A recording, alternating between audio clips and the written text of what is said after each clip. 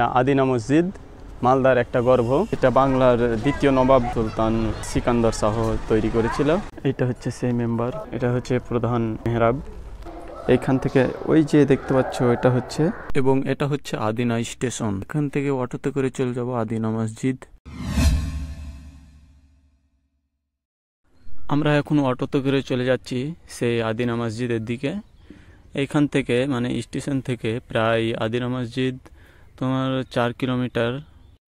আর এখন আমরা বর্তমানে লোকাল রাস্তা দিয়ে যাচ্ছি, এবং স্টেশন থেকে আদিনা মসজিদের ভাড়া 20 টাকা লাগে। তো চলো, তোমাদের সঙ্গে আরও অনেক কথা আছে এই মসজিদ এবং এই মালদা সম্পর্কে। হ্যালো বন্ধুগণ, কেমন আছেন সবাই? আশা করি সবাই ভালো আছেন। আজকে তোমাদেরকে নিয়ে চলেছি মালদার সেই গর্ভ আদিনা মসজিদ।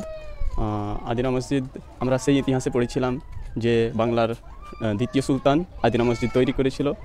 2 বছর সময় লেগেছিল, প্রায় 1373 নির্মাণ কার্য চালু হয় এবং 1375 সেটা শেষ করে। এই যে পিছনে আমরা দেখতে পাচ্ছি সেটা হচ্ছে আদিনা মসজিদ। হ্যাঁ, এটাই সে আদিনা মসজিদ যেটা বাংলার দ্বিতীয় নবাব সুলতান সিকান্দার শাহ তৈরি করেছিল। 2 বছর ধরে সেটা তৈরি করেছিল। সেটার ভিতরে আজকে যাব, কি কি আছে সেটা দেখব। এইগুলো বাইরে থেকে দেখাচ্ছি, দেখি ভিতরে গিয়ে দেখি কি লাগে। চলো।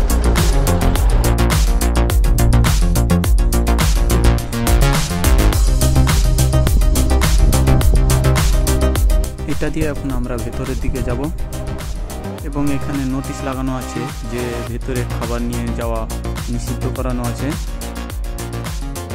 তাই এর মধ্যে প্রবেশ করতে হবে। খাবার ঢুকে পড়েছি সেই আদিনা মসজিদে।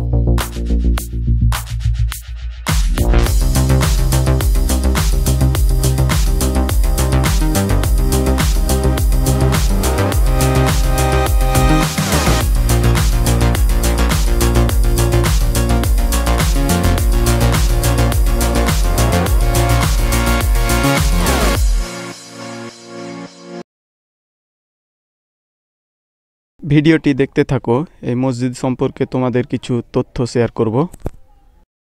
এটা হচ্ছে আদিনা মসজিদের ভেতরের অংশটা, যেটা তোমাদেরকে একটু ভালো করে দেখিয়ে দিই।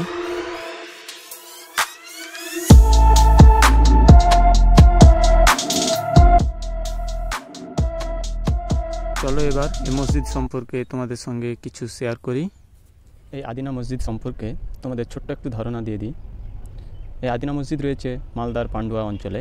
সেই সময় এই পান্ডুয়া অঞ্চলে 2জন নামকরা ব্যক্তি ইসলাম প্রচার করেছিলেন, শেখ জালালউদ্দিন তাবরিজি এবং নূর কুতুবুল আলম নামে এক ব্যক্তি।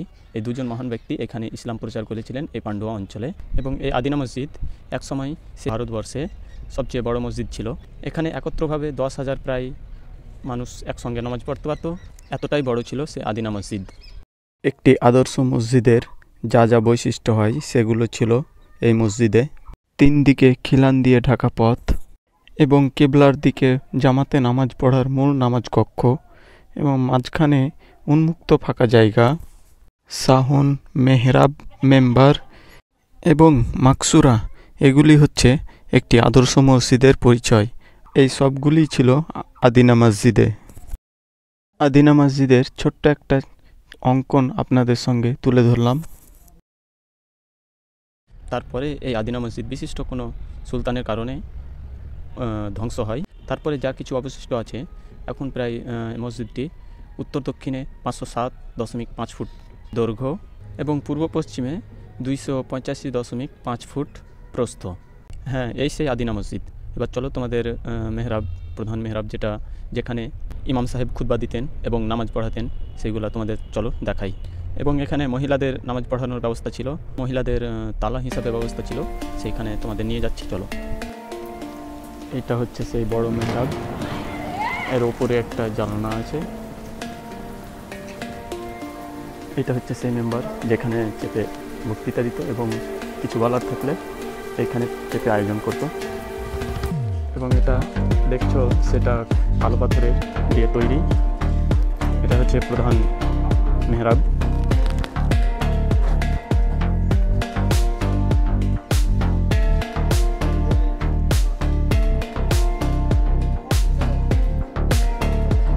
মহিলাদের জায়গাটা দেখেন,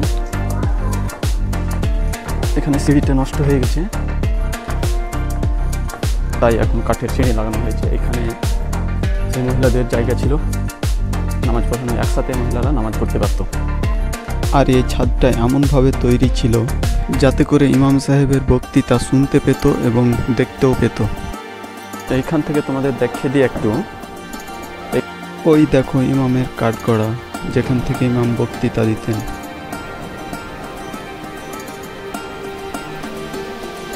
স্ট্রাকচার উপরটা ডিজাইন করানো হয়েছে।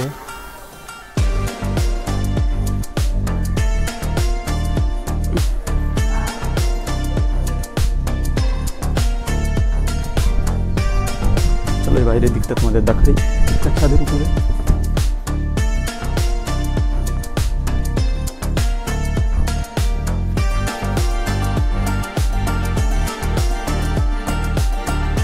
উপর অংশটা ডিজাইন দেখতে পারো,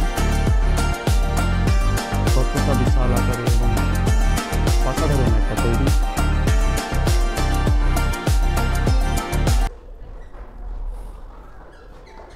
তো বন্ধুগণ, এই ছিল আদিনা মসজিদ সম্পর্কে তোমাদের কাছে ছোট্ট কিছু ইনফরমেশান। এখান থেকে আমার ভিডিও শেষ করছি, এবং ভিডিওটি থেকে কিছু উপকৃত হলে ভিডিওটিতে লাইক করবে।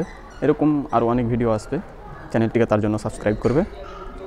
থাকো আমার সঙ্গে, আসছি আবার পরের ভিডিওতে। ততক্ষণ ভালো থাকবেন, সুস্থ থাকবেন, নিজের খেয়াল রাখবেন, পরিবারের খেয়াল রাখবেন। ধন্যবাদ।